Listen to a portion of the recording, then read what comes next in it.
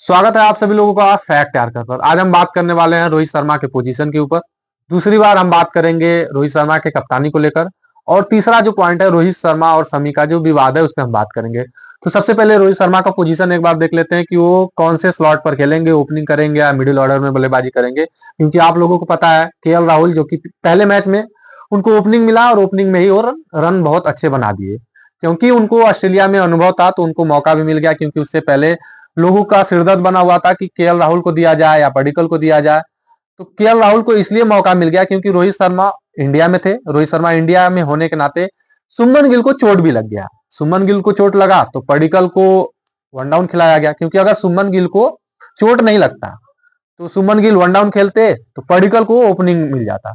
अगर पडिक्कल को ओपनिंग मिलता तो यशस्वी जायसवाल और पडिक्कल ओपनिंग कर लेते, लेकिन पहले मैच में उनको सुमन गिल को भी चोट लग गया। रोहित शर्मा भी बाहर थे, क्योंकि आप लोग को पता है कि वो पहले मैच में अवेलेबल ही नहीं थे, वो इंडिया में थे, दूसरे मैच में पहुंचे। तो जब उनको केएल राहुल को मौका मिलता है और रन बना देते हैं तो अब दूसरे मैच में सिरदर्द बन जाता है कि क्या केएल राहुल को मिडिल ऑर्डर में खिलाया जाए या ओपनिंग कराया जाए। क्योंकि केएल राहुल रन भी बनाते हैं, रोहित शर्मा का जो फॉर्म होता है वो ओपनिंग के तौर पे कुछ खास नहीं रहता है। पिछले कई सीरीज में बांग्लादेश का भी सीरीज था, न्यूजीलैंड का भी सीरीज था, उससे पहले साउथ अफ्रीका में भी सीरीज था।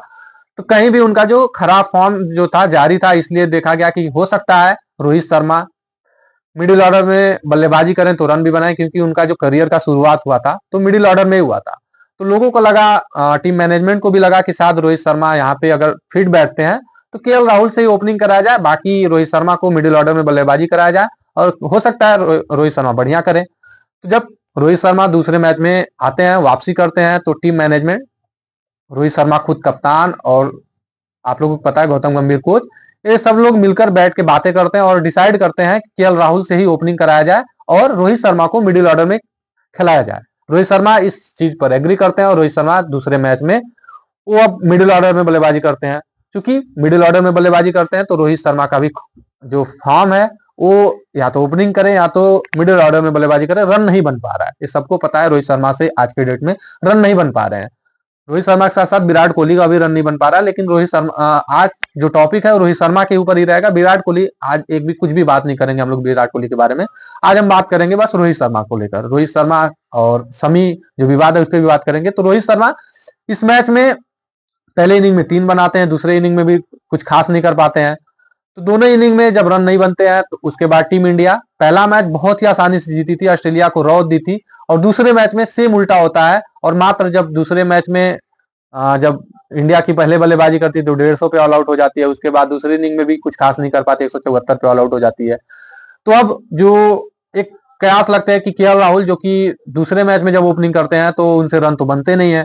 अब रन नहीं बनते हैं तो अब फिर से टीम इंडिया जब हार जाती है दूसरा मैच, क्योंकि 19 रन का टारगेट देती है और ऑस्ट्रेलिया आसानी से वो मैच जीत जाती है। तो जब 19 रन का टारगेट मिलता है, इंडिया आसानी से हार जाती है वो मैच, ऑस्ट्रेलिया बुरी तरीके से रौंद देती है। ट्रेविस हेड आप लोगों को पता है कि हर मैच में टीम इंडिया के लिए खलनायक बने हुए हैं। तो रोहित शर्मा अब पोजीशन जो चेंज हुआ था, एक बार फिर से सोशल मीडिया और टीम मैनेजमेंट खुद, कुछ लोग चाहते हैं कि रोहित शर्मा, कुछ एक्सपर्ट भी हैं, कुछ जर्नलिस्ट भी हैं, सब लोग चाहते हैं कि रोहित शर्मा को फिर से ओपनिंग पे लाया जाए। क्योंकि जो रोहित शर्मा का जो एक कद है, जो पिछले कई सीरीजों में जो रन बनाए हुए हैं, उसके हिसाब से किसी को ये नहीं लगता कि एक जब करियर का एंड है, क्योंकि रोहित शर्मा, विराट कोहली, जडेजा, इन सब सारे क्रिकेटरों का करियर का एंडिंग पॉइंट है। क्योंकि 2, ढाई, 3 साल, 4 साल, जो भी मैक्सिमम 3 साल से ज्यादा तो ये लोग नहीं खेलेंगे। तो रोहित शर्मा जो कि 2-3 साल का और जो खेल बचा है उसमें अगर वो लास्ट में आते हैं तो शायद उनको और दिक्कत होगा। क्योंकि एक ड्रेसिंग रूम में बैठ के इंतजार करना और फ्रेश बॉल से, अगर नए बॉल से आप स्टार्ट करते हो तो आपको कोई प्रेशर नहीं रहता है। अगर आप ओपनिंग करते हो तो आपको कोई प्रेशर नहीं रहता है, कोई विकेट भी नहीं गिरा होता है, कोई रन भी नहीं बना होता है, जीरो से आपको शुरुआत करना पड़ता है। या तो बहुत ज्यादा रन बन जाता है तब भी प्रेशर होता है कि इतना रन बन गया, अगर मैं ना भी करूं तो कोई दिक्कत नहीं है। अगर रन नहीं बना है, अगर मान के चलो 60-70 रन, 100 रन पे अगर 4-5 विकेट गिर जाते हैं तो और प्रेशर कह रहे, अगर मैं आउट हो जाऊंगा तो फिर पूरी की पूरी टीम ढह जाएगी। तो प्रेशर जो होता है बल्लेबाजों के दिमाग में चलता रहता है। तो रोहित शर्मा जो कि पिछले कई सालों से टीम इंडिया के लिए ओपनिंग कर रहे हैं, तो अब नहीं लगता है कि रोहित शर्मा फिर से मिडिल ऑर्डर में, तो पिछले मैच में किए थे, अब नहीं लगता कि फिर से वो मिडिल ऑर्डर में बल्लेबाजी करेंगे, क्योंकि उनसे रन वहां पर नहीं बन पा रहा है। और केएल राहुल जो कि मिडिल ऑर्डर में तो अच्छी बल्लेबाजी करते ही करते थे, लेकिन पहले मैच में खास उन्होंने रन बना दिया था, इसके लिए उनको फिर से मौका मिल गया ओपनिंग के लिए।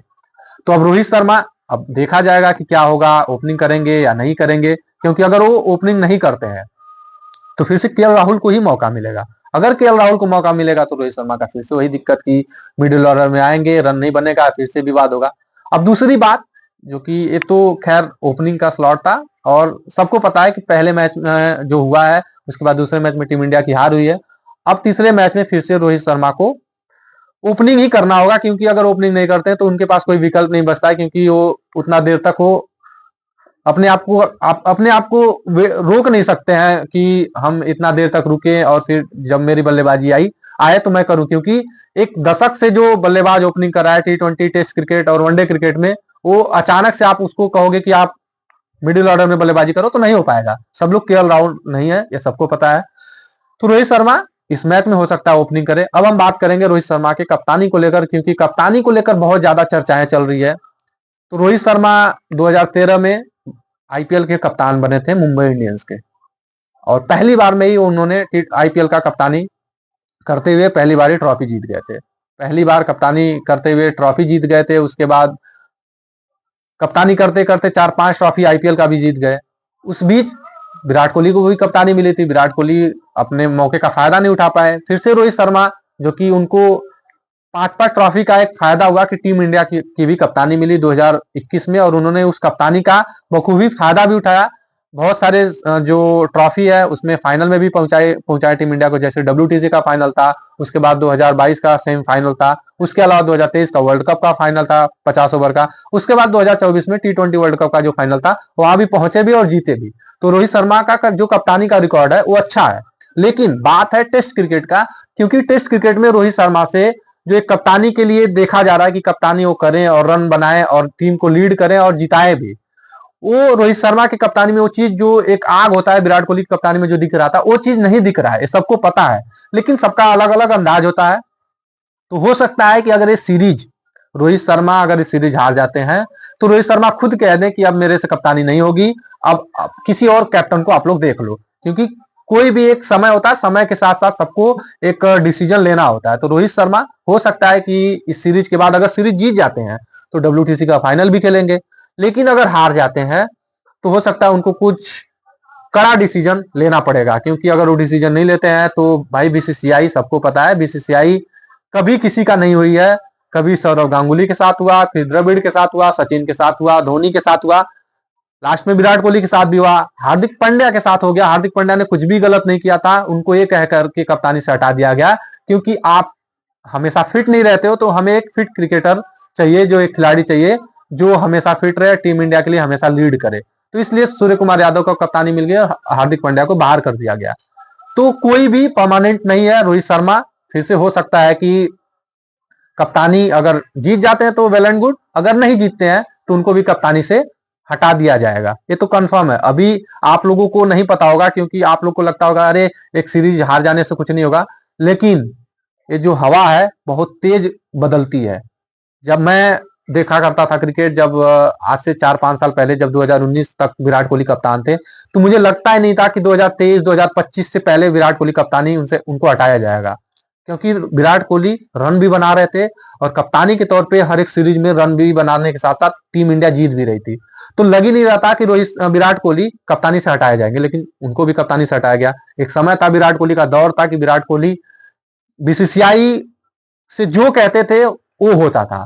लेकिन आज के डेट में आप लोग को पता है बीसीसीआई से उनका, हमें नहीं लगता टीम मैनेजमेंट से जब कुछ डिसीजन लिया जाता होगा तो विराट कोहली भी उस टीम में के साथ बैठते होंगे। हाँ, ऑन ग्राउंड पे वो एक्टिव है, लेकिन जो एक होता है कि मीटिंग बैठता है बीसीसीआई के साथ, कोच होते हैं, प्लेयर होते हैं, उसमें विराट कोहली का कोई रोल नहीं होता होगा, मुझे नहीं लगता कि होता होगा।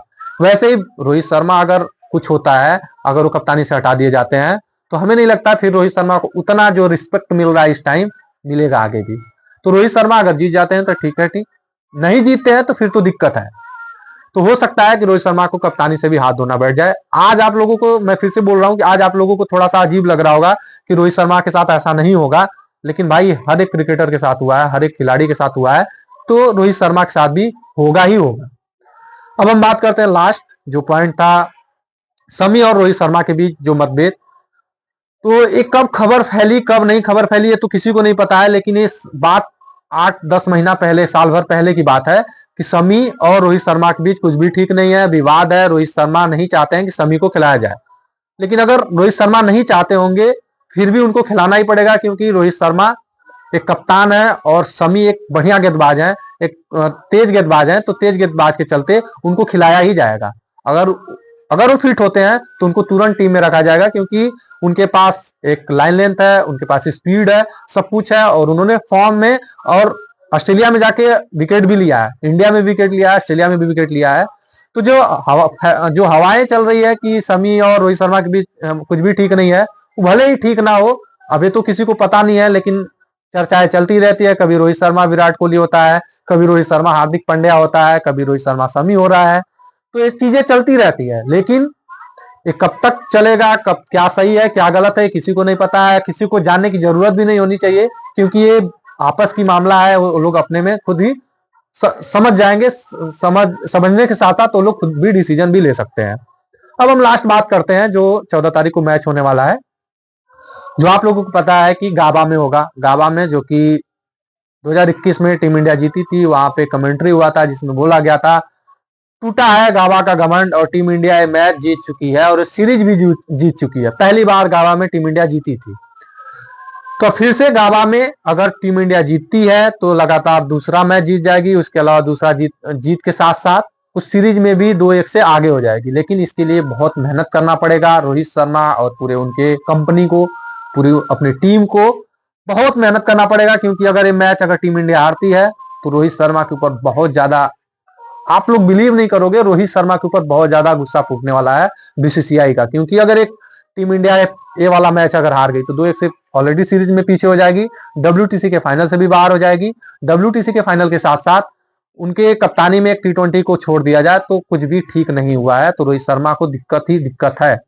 अब क्या होगा, कैसे होगा, टीम कॉम्बिनेशन क्या होगा, किसको खिलाया जाएगा। अगर हम टीम 11 को देखें तो बल्लेबाजी में मुझे नहीं लगता कोई बदलाव होगा, लेकिन अगर गेंदबाजी देखा जाए तो हर्षित राणा को हटाकर प्रसिद्ध कृष्णा को लाया जा सकता है, और अश्विन को हटाकर हो सकता है कि जडेजा को लाया जाए, क्योंकि जडेजा एक गेंदबाज भी है, एक बल्लेबाज भी है और फील्डर भी बहुत अच्छे हैं। तो ये दो बदलाव हो सकती है। बाकी सिराज बुमराह सेम ही रहेंगे, बाकी बल्लेबाजी भी सेम ही रहेगी, क्योंकि आप लोग पता है जायसवाल तो हटेंगे नहीं। रोहित शर्मा हो सकता है फिर से ओपनिंग करें, उसके बाद गिल, विराट कोहली, केएल राहुल, ऋषभ पंत, नीतीश रेड्डी ने कुछ भी गलत नहीं किया है तो उनको तो आप बाहर कर ही नहीं सकते हो, क्योंकि वही एक ऐसे खिलाड़ी हैं जो आपका इज्जत बचाए हुए हैं पिछले इस मैच में। क्योंकि अगर उन्होंने इज्जत नहीं बचाया होता, रन नहीं बनाए होते, तो आप पारी से मैच हार गए होते। लेकिन उन्होंने रन बना दिया कि आप पारी जो हारना था आप लोग को, वो आप टाल दिए। तो ये सारी चीजें थी आप लोगों के सामने, और आप लोग बताएं कि रोहित शर्मा को आगे कप्तानी मिलेगी या नहीं मिलेगी। आप लोग ये भी बताएंगे कि रोहित शर्मा को ओपनिंग करना चाहिए या नहीं चाहिए, करना चाहिए, क्योंकि आप लोग कमेंट कर सकते हैं, बता सकते हैं कि रोहित शर्मा ओपनिंग करेंगे या केएल राहुल ओपनिंग करेंगे। आपके हिसाब से किसको करना चाहिए आप लोग कमेंट बॉक्स में बता सकते हैं। तो आज के लिए बस इतना ही था। बाकी मैं डेली एक चीज बोलता हूं कि आप लोग वीडियो को लाइक कर लो, चैनल को सब्सक्राइब कर लो, क्योंकि चैनल को सब्सक्राइब करोगे तो आगे भी आप लोगों को वीडियो मिलते रहेंगे। और बेल आइकन दबा लो, क्योंकि बेल आइकन दबाने से आप लोगों को नोटिफिकेशन मिलेगा तो आप लोग जैसे ही मेरा वीडियो अपलोड होगा आप लोग के पास पहुंचेगा और आप लोग फिर से देख सकते हैं, तो अपडेट भी मिलता रहेगा। तो आज के लिए बस इतना ही था। धन्यवाद।